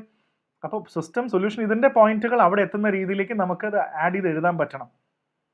This is also very nice question. ഇതിൽ വെൽഫെയറിൽ ഒരു 5-6 ക്വസ്റ്റ്യൻസ് വളരെ നല്ല ക്വസ്റ്റ്യൻസ് അല്ലേ. ഇത് തന്നെയാണ് ഞാൻ ഇതിൽ എഴുതിയ പോയിന്റ്. ഇത്ര തന്നെ ഉള്ളൂ. ഇത് ഈ പോയിന്റ് തന്നെ ഞാനും എഴുതിയിരിക്കുന്നത്. സെൻട്രലൈസേഷൻ, ഡിസ്കണക്ട്സ്, ഇൻഫർമേഷൻ അസിമിട്രി, ഇതിന് പറയുന്ന പേരാണ് there will be an information asymmetry. ഇങ്ങനത്തെ പോയിന്റ്സ് ഒക്കെ വൊക്കാബുലറി ഒക്കെ മെയിൻസിൽ എഴുതിയത് നല്ലതാണ്. There will be an information asymmetry എന്ന് പറയുന്ന ഒരു സാധനം കൂടെ അവിടെ ഉണ്ട്. പിന്നെ അടുത്തത് വെൽഫെയർ തന്നെ, national commission for protection of child rights has to address the challenges face by children in the digital era. ഈ national commission of child rights എന്ന് പറയുന്നത് കുട്ടികളുടെ ഇന്നത്തെ കാലത്ത് പ്രശ്നം എന്ന് പറഞ്ഞാൽ ഡിജിറ്റൽ എറയിലെ പ്രശ്നങ്ങളും കൂടെ സോൾവ് ചെയ്യാൻ പറ്റണം. അപ്പോൾ എക്സിസ്റ്റിംഗ് പോളിസീസ് എന്തൊക്കെ മെഷേഴ്സ് ആണ് നമ്മൾ സജസ്റ്റ് ചെയ്യുന്നത് ഈ പ്രശ്നം സോൾവ് ചെയ്യാൻ. പണ്ട് കുട്ടികളുടെ പ്രോബ്ലം, ഇന്ന് ഡിജിറ്റൽ എറയുടെ പ്രോബ്ലം സോൾവ് ചെയ്യണം. ഒബ്വിയസ്ലി എക്സിസ്റ്റിംഗ് പോളിസീസ് കുറേ ഉണ്ടല്ലോ. പോക്സോ ഉണ്ട്, IT ആക്ട് ഉണ്ട്, പോളിസി ഫോർ ചിൽഡ്രൻ ഉണ്ട്, IT act, digital media ethics code ഉണ്ട്, ഡിജിറ്റൽ ഇന്ത്യ ഇനിഷ്യേറ്റീവ് ഉണ്ട്. ഇതെല്ലാം ഒരുപാട് കാര്യങ്ങളുണ്ട് കുട്ടികളുടെ പ്രൊട്ടക്ഷന് വേണ്ടി. പോക്സോ ഒക്കെ ഉണ്ട്. അപ്പോൾ ഇതിൻ്റെ ബാക്കിയുള്ള സജഷൻസ് ഒക്കെ നിങ്ങൾക്ക് എഴുതി കൊണ്ടുവരാം. അത് ഞാൻ അതിലേക്ക് ആൻസറിലേക്ക് വരുന്നില്ല.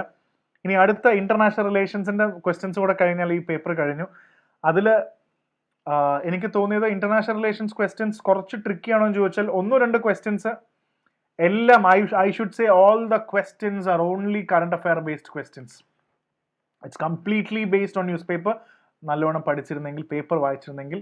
ഇപ്പം ഇന്ത്യ ആഫ്രിക്ക ഡിജിറ്റൽ പാർട്ട്ണർഷിപ്പ് എന്ന ചോദ്യമുണ്ട്.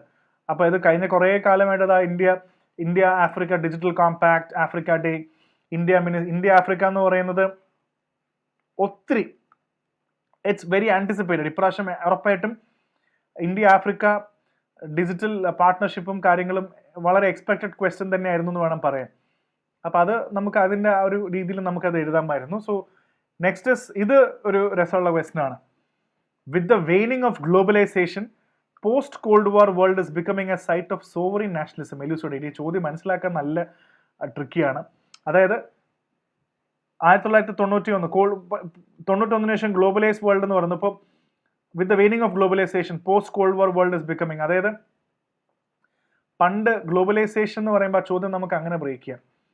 ഗ്ലോബലൈസേഷൻ എന്ന് പറയുമ്പോൾ ഒരു തരത്തിൽ ലോകത്തിനെ കണക്ട് ചെയ്യുന്നതായിരുന്നു. എല്ലാവരും അങ്ങോട്ടും ഇങ്ങോട്ടും കണക്റ്റഡ് ആയിരുന്നു. പക്ഷെ ഇന്ന് കണക്റ്റഡ് അല്ല. ഇന്ന് എവിടെയോ സോവറിൻ നാഷണലിസം എന്ന് പറഞ്ഞാൽ എല്ലാവർക്കും അവരവരുടെ രാജ്യമാണ് ആദ്യം വരുന്നത്. That is it. സോ ഇന്ന് ഗ്ലോബലൈസേഷന്റെ പ്രസക്തി കുറയല്ലേ. പണ്ടൊരു സമയത്ത് ഗ്ലോബലൈസേഷൻ മാത്രമേ ഉണ്ടായിരുന്നുള്ളൂ.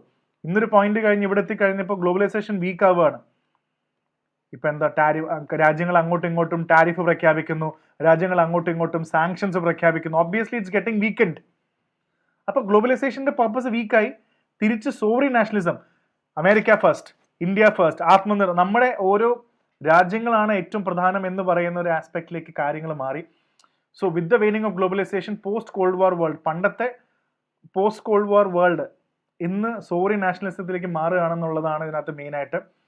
So because countries are putting tariff, trade restrictions ഒക്കെ ഉണ്ട്. Cold war, the world became more open after the cold war. 91 ശേഷം, കോൾഡ് വാറിന് ശേഷം വേൾഡ് എന്ന് പറയുന്നത് ഭയങ്കര open, free trade, global cooperation ഒക്കെ വന്നു ഗ്ലോബലൈസേഷനിൽ. Globalisation was a dominant idea. പക്ഷെ ഇന്നത് പോയി. സോവറിനിറ്റി നാഷണൽസ് എന്ന് പറയുമ്പോൾ കൺട്രീസ് സ്വന്തം decision, putting national interest first. USA കണ്ടില്ല, America first. China heavy protectionism, India Atmanirbhar Bharat, നമ്മളൊക്കെ യൂറോപ്പ് UK അതിന് ബ്രെക്സിറ്റ് എടുത്തു പോയി, സ്വന്തം സോവറിറ്റി ക്ലെയിം. എല്ലാ രാജ്യങ്ങളും അവരവരുടെ കോപ്പറേഷനെയാണ് ഇപ്പോൾ ഏറ്റവും കൂടുതൽ ആലോചിക്കുന്നത്. നമ്മൾ മറ്റേ ബൈപോളാർ മൾട്ടിപോളാർ വേൾഡ് എന്നൊക്കെ പറയുന്ന പോലെ ദ സിറ്റുവേഷൻ ഹസ് ചേഞ്ച്. ഗ്ലോബലൈസേഷൻ എന്ന് മാറി ഇന്ന് അവനവൻ്റെ രാജ്യത്തിലേക്ക് മാറിയതാണ് ഇതിൽ പ്രധാനമായിട്ടും. So globalization, United countries are now it is slowing down. Countries are focusing more on their own borders, control, national interest, global cooperation to sovereign nationalism. ഇങ്ങനെയാണത് മാറിയത്. സോ നന്നായി അറിഞ്ഞാൽ ഈ ക്വസ്റ്റ്യൻ നല്ല രീതിയിൽ എഴുതാൻ പറ്റിയേനെ. ആൻഡ് അടുത്ത question, energy security constituents the dominant king pin of India's foreign policy. ഇത് നല്ല രീതിയിൽ നിങ്ങൾ IR പഠിച്ചിട്ടുണ്ടെങ്കിൽ ഇതൊരു എക്സ്പെക്ടഡ് ക്വസ്റ്റ്യൻ ആണ്. കാരണം ഞാൻ ഈ ക്വസ്റ്റ്യൻ റിലേറ്റ് ചെയ്തത് വലിയൊരു ഇന്റർവ്യൂ ഉണ്ടായിരുന്നു, ഹർദീപ് സിംഗ് പുരിയുടെ ഇന്റർവ്യൂവും അദ്ദേഹത്തിന്റെ വൈറലായ ഇന്റർവ്യൂ ആയിരുന്നത്. ഹി വാസ് എങ്ങനെ ഇന്ത്യയുടെ energy security, how India is building is energy security. It was a fantastic. Even BBC-യുടെ ഒരു ഇന്റർവ്യൂ ആണെന്നാണ് ഞാൻ ഓർക്കുന്നത്. അതേ മാത്രമല്ല ആ ഇന്റർവ്യൂവിന്റെ ട്രാൻസ്ക്രിപ്റ്റ്സ് എല്ലാ പേപ്പറിലും ഇദ്ദേഹത്തിന്റെ വാർത്തയായിട്ട് വന്നിരുന്നു. ഇന്ത്യ എങ്ങനെയാണ് ഒരു എനർജി സെക്യൂരിറ്റി ബിൽഡ് ചെയ്യുന്നത്, ഹൗ ഇദ്ദേഹം ഒരു ഒരു ഡിപ്ലോമാറ്റ് തന്നെയായിരുന്നു, അത് എങ്ങനെ ഫേസ് ചെയ്യുന്നു എന്നുള്ളത് പുള്ളി വളരെ നന്നായിട്ട് അത് ചെയ്തിട്ടുണ്ടായിരുന്നു. So that is the pretext of this. അപ്പോൾ ഇതൊരു സ്പെഷ്യൽ ആർട്ടിക്കിൾ. ഇന്ത്യയുടെ എനർജിയാണ് ഇനി ഇന്ത്യയുടെ ഫോറിൻ പോളിസിയുടെ മെയിൻ കോൺസ്റ്റിറ്റ്യൂട്ട് ചെയ്യുന്നത്. And influence in middle eastern countries, അതൊരു വളരെ പ്രധാന. How would you integrate energy security with India's foreign policy in the coming years? ഇനി എങ്ങനെ നമുക്ക് കാണാൻ പറ്റും? അപ്പോൾ അത് ഈ പറഞ്ഞ രീതിയിൽ നിങ്ങൾക്ക് ബ്രേക്ക് ഡൗൺ ചെയ്യാൻ പറ്റും. So the inspiration to the question lies in this famous speech. India's energy security എന്ന് പറഞ്ഞാൽ India study affordable clean supply. Middle east എന്ന് പറയുമ്പോൾ നമ്മുടെ ഇമ്പോർട്ടുകളെല്ലാം മെയിൻലി ഓയിൽ ഗ്യാസ് എല്ലാം ഇവിടെ നിന്നാണ് വരുന്നത്. സോ എനർജിയാണ് നമ്മുടെ ഇന്റർനാഷണൽ റിലേഷൻസിലെ മെയിൻ. സോ ഇതിൽ Gulf, middle eastern countries, Saudi Arabia, UAE, Iran, Qatar, ഇതെല്ലാം നമ്മൾ ഇതിനകത്ത് കൊണ്ടുവരണം. ഈ പോയിന്റ്സ് ഒക്കെ നമുക്ക് കൊണ്ടുവരാൻ സാധിക്കണം. ഇനി ഫ്യൂച്ചറിലേക്ക് നമ്മൾ നോക്കുമ്പോൾ definitely Russia, Africa, LNG from US, green energy diplomacy, sea lines, നമുക്ക് ഓയിൽ ആൻഡ് ഇതിന് ഫ്രീ മൂവ്മെന്റിന് വേണ്ടി അതിൻ്റെ diplomacy, US, Iran, Saudi, Israel, ഇങ്ങനത്തെ ആസ്പെക്റ്റുകളെല്ലാം നിങ്ങൾ ഇതിലേക്ക് കൊണ്ടുവരാൻ പറ്റിക്കഴിഞ്ഞാൽ your answer will become good. ഇതൊക്കെയാണ് ഈ ചോദ്യങ്ങൾ നമ്മൾ മുന്നോട്ട് വെക്കുന്നത്. എനിക്ക് തോന്നുന്നു this is the last question. The reform process in the UN remains unresolved because of the delicate imbalance of East and West and entanglement of the USA versus Russia-Chinese alliance. Examine and critically evaluate the West-East policy. പണ്ട് തൊട്ടേ obviously നമ്മൾ America versus Russia എന്ന് പറഞ്ഞൊരു കാലഘട്ടത്തിൽ ലോകം 2 ബ്ലോക്കായിട്ട് തിരിഞ്ഞ് യുദ്ധം ചെയ്തപ്പോഴും പിന്നീട് അതിനെ നമുക്ക് വേണമെങ്കിൽ വെസ്റ്റേൺ രാജ്യങ്ങളെല്ലാം ഒരുമിച്ച് അമേരിക്കയുടെ കൂടെയും ചൈന, റഷ്യ തുടങ്ങിയ മറ്റു രാജ്യങ്ങളെല്ലാം ഈസ്റ്റായിട്ട് മാറി നിൽക്കുമ്പോഴും UN എന്ന് പറയുന്നത് അൺറിസോൾവ് ആണ്. UNന്റെ റിഫോംസ് അൺറിസോൾവ് ആണ് ഇത്രയും വർഷമായിട്ടും. East west confrontation in this regard. അപ്പോൾ ഇതിൽ ഈ പറയുന്ന എങ്ങനെയാണ് UN റിഫോം, എന്താണ് UNന്റെ റിഫോം എന്ന് പറയുന്നത്? UN എന്ത് റിഫോമാണ് ഇനി ബാക്കിയുള്ളത്?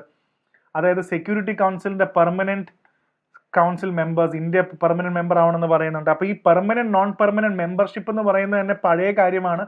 It's an old reality. അപ്പോൾ സ്വാഭാവികമായിട്ടും ഇന്ത്യ, ബ്രസീൽ, ജർമ്മനി, ജപ്പാനൊക്കെ കൂടുതൽ പവർ ആവശ്യമുണ്ട്, പക്ഷെ ഇവർ കൊടുക്കുന്നില്ല. ഇപ്പോഴും പഴയ P5, USA, UK, France, Russia, China, ഇതൊന്നും ഇന്നത്തെ മോഡേൺ കാലഘട്ടത്തിൽ നിന്ന് റിഫ്ലക്ട് ചെയ്യുന്നത്. ഇതെല്ലാം മാറണം. സോ വീറ്റോ പവർ എന്ന കോൺസെപ്റ്റ് റീവിസിറ്റ് ചെയ്യപ്പെടണം. UN സെക്യൂരിറ്റി കൗൺസിൽ ഇനി കൂടുതൽ റീവിസിറ്റ് ചെയ്യപ്പെടണം. അങ്ങനെ UNൽ ഈ security council membership, non permanent membership, പുതിയ പവേഴ്സ്, പഴയ റിയാലിറ്റി, 1945 റിയാലിറ്റിയും വെച്ചാണ് നമ്മൾ ഇരിക്കുന്നത്. കുറേ റിഫോംസ് വരാനുണ്ട്. പക്ഷേ ഈ റിഫോംസ് വരാതിരിക്കാനുള്ള മെയിൻ കാര്യം എന്താണെന്ന് ചോദിച്ചു കഴിഞ്ഞാൽ ഈസ്റ്റ് വെസസ് വെസ്റ്റ്, വെസ്റ്റേൺ രാജ്യങ്ങളും ഈസ്റ്റേൺ രാജ്യങ്ങളും, America versus Russia, USA versus Russia Chinese alliance, ഇതെല്ലാം ഇതിൻ്റെ പ്രധാനപ്പെട്ട ഒരു ആസ്പെക്റ്റ് ആണെന്നുള്ളതും കൂടെ നമുക്ക് ഓർക്കാൻ പറ്റും. ഈ UN ഡ്രാമ എന്ന് ഞാൻ എഴുതിയത് ആൻസർ പേപ്പറിൽ എഴുതാനുള്ളതല്ല, ഇത് ഞാൻ എക്സ്പ്ലെയിൻ ചെയ്യാൻ വേണ്ടി എഴുതിയതാണ്. ഇതാണ് ഇവിടുത്തെ പ്രധാന പ്രശ്നം. വളരെ സിമ്പിളായിട്ട് എഴുതിയിട്ടുണ്ട്.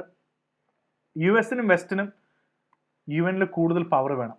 വെസ്റ്റേൺ രാജ്യങ്ങൾ, യൂറോപ്യൻ രാജ്യങ്ങൾ US-ന് കൂടുതൽ പവർ വേണം. സ്വാഭാവികമായിട്ടും റഷ്യയും ചൈനയും ഒരു ഗ്രൂപ്പായിട്ട് നിൽക്കുന്നുണ്ട്. അവർക്ക് ഇന്ത്യക്കും ജപ്പാനും ജർമ്മനിക്കും കൂടുതൽ പവർ കൊടുക്കുന്ന വിരോധമില്ല.